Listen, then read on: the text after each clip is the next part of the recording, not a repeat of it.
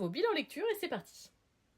On commence chez Kurokawa avec le 6e tome de Soul Eater et quel plaisir de découvrir ce titre dans sa perfecte édition. Je connaissais l'animé mais le manga est tellement meilleur. On est sur un arc que je ne connaissais pas parce qu'il n'a pas été édité dans l'animé. On a eu de super beaux combats, pas mal de révélations sur différents personnages et une intrigue complètement nouvelle qu'on n'a pas du tout eu dans l'animé. Je pars super positive et franchement j'aime beaucoup.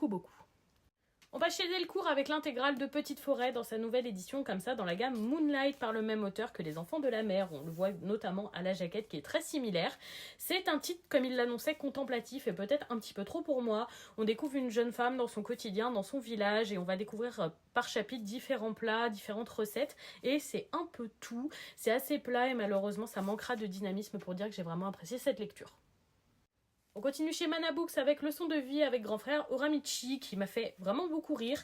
Je sais qu'il y a un animé, je pense que ça s'y prêtera encore mieux avec le travail des seiyuu, donc je pense que je vais continuer en animé, mais j'ai trouvé ce premier tome très drôle avec le cynisme du personnage principal, c'était super agréable à lire.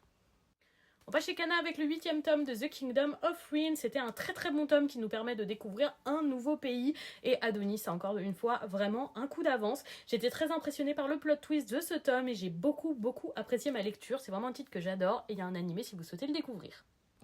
Et voilà pour ce bilan. Dites-moi si vous avez lu ces titres ou s'ils vous tentent.